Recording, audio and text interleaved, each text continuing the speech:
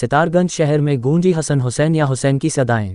पैगंबर मोहम्मद साहब के नवासे हसन हुसैन की याद में मुस्लिम समाज के लोगों ने सितारगंज क्षेत्र के आसपास के गांव के लोगों ने बड़ी अकीदत और गमगीन माहौल के साथ मुहर्रम निकाले। साथ ही मुहर्रम निकालने के दौरान पूरे शहर में हसन हुसैन या हुसैन की सदाएं गूंजती रहीं।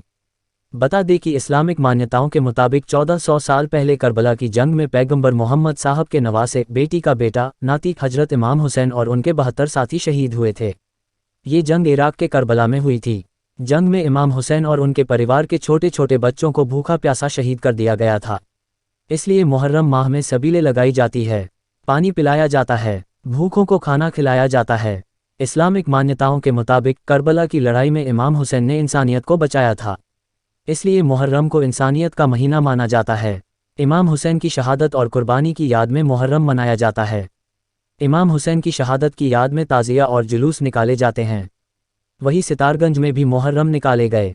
सितारगंज से दीपक भारद्वाज की रिपोर्ट। आज की नहीं है, पुरानी बुजुर्गों से परंपरा चली आ रही है कि जो हुसैन पाक ने अपने और अपने बच्चों को जो अल्लाह की राह में कुर्बान किया हक़ व सदाकत के लिए, ये कोई लड़ाई किसी और की, कोई हिंदू मुस्लिम या सिख ईसाई या कोई इस तरह की नहीं थी, बल्कि ये आपसी एक जंग थी हक़ व बातिल की।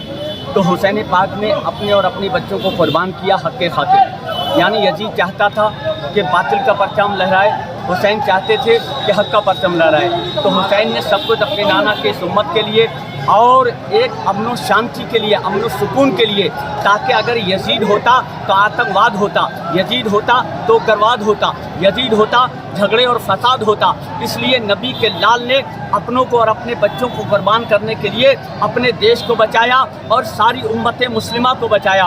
हज़रत हुसैन पाक ने जो अपनी जानें दी हैं, आज पूरे हिंदुस्तान में, पूरे भारत के तमाम जो सुन्नी लोग हैं, जो हुसैनी लोग हैं, आज हज़रत हुसैन रज़ी अल्लाह तआला की यादगार इन ताजिया की शक्ल में मनाते हैं। हर जगह कहीं अलम की शक्ल में, कहीं ताजिया की शक्ल में ये उठाते हैं और उनकी यादगार मनाते हैं, ताकि आने वाली नस्लें भी याद रखें ताकि हुसैन ने हक के लिए अपनी जान दी थी, अपने देश के लिए अपनी जान दी थी। इसलिए जो मुसलमान हुसैनी होगा ना अपने नबी का गद्दार होगा, और जो हुसैनी होगा, हुसैनी वफादार होगा, तो अपने देश मुल्क हिंदुस्तान का भी वफादार होगा। वो हुसैनी हो नहीं सकता है जो अगर कोई भी अपने देश का गद्दार होगा। हुसैन ने आतंकवाद मिटाने के लिए, उग्रवाद मिटाने के लिए और अमन व सुकून का पैगाम देने के लिए अपने अपने बच्चों को कुर्बान कर दिया है। इसलिए हम सब उनकी यादगार मनाते थे, मनाते हैं, मनाते रहेंगे।